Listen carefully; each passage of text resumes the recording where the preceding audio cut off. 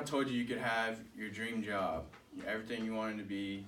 It's the answer to the question when you're a kid, when you grow up, what do you want to be when you grow up? You get that job, and it has the opportunity to offer a lot of value and make a lot of money. The only catch is you don't get to see that money ever, and I get to keep all the profit. You probably wouldn't like that. You're not making a lot of money. This is the dilemma college athletes are facing today, and they get a free education, probably room and board, maybe even a meal plan, but they don't see the money that the schools are bringing in. And so asking yourself the question of, is it worth paying college athletes to come play their sport?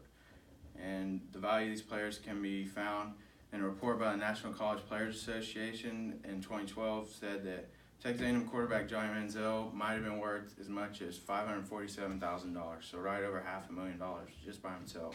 It's one player in one sport. There's pros and cons to both sides, and knowing where you stand, you should be able to figure that out after this.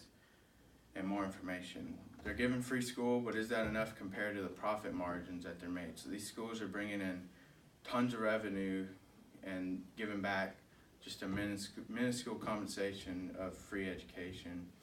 And that can be found by a report in the Business Insider said that the average school generates $31.9 million in football revenue each year, and that's only for one sport being football, which is the largest, and 1 year, which the average cost of college is around $10,000 to $15,000 a year, give or take.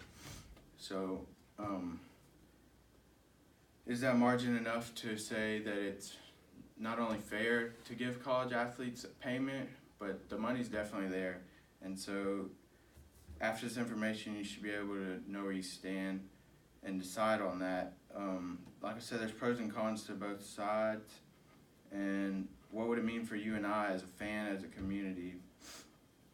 And ask yourself if this should be the same across all sports. You know, football has a much larger fan base than, say, swimming and diving or tennis or even volleyball and golf.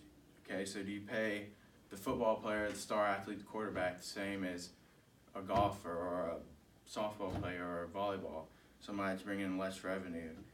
And the same report said that those lesser sports were bringing in only about $1 million in revenue compared to just under 32 million for football.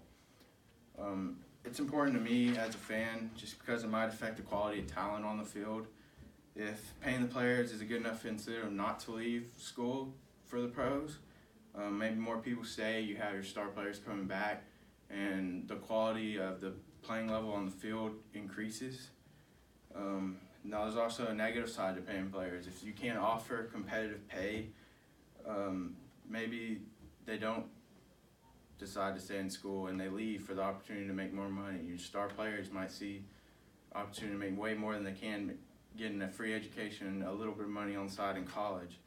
Because according to Forbes, the base salary for an average rookie in the NFL is right around $450,000. So leaving the colleges with less superstar players, if they're not able to compete with those wages, would decrease the overall talent level. So you should consider that when deciding where you stand. And the last point is how it would affect everybody else in the community. If a lot of these players come from urban areas that rely on sports to keep kids off the streets, and if they're paid to play, along with getting an education, they can use that money to give back to their families, back to the community, start outreach programs to get kids playing more sports and trying to do this for themselves. All that money given back might give more incentives to kids to play college sports themselves. And if sports don't work out for them, there's always the availability to go back with your degree that you earn. So now that you've heard the pros and cons of the situation, and how the new rule might affect you and I, the only thing left to decide is your dream job worth not getting paid for? And would you do that if the good things that come from it you never received? So, thank you.